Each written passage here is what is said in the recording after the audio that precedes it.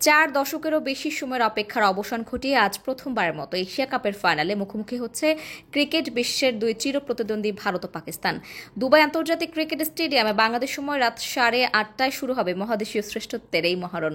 শিরোপা নির্ধারণী এই মঞ্চে ভারতই ফেভারিট। ফাইনালে ওঠার পথে তারা পাকিস্তানকে 2বার হারিয়েছে, যা ছিল এক পেশে জয়।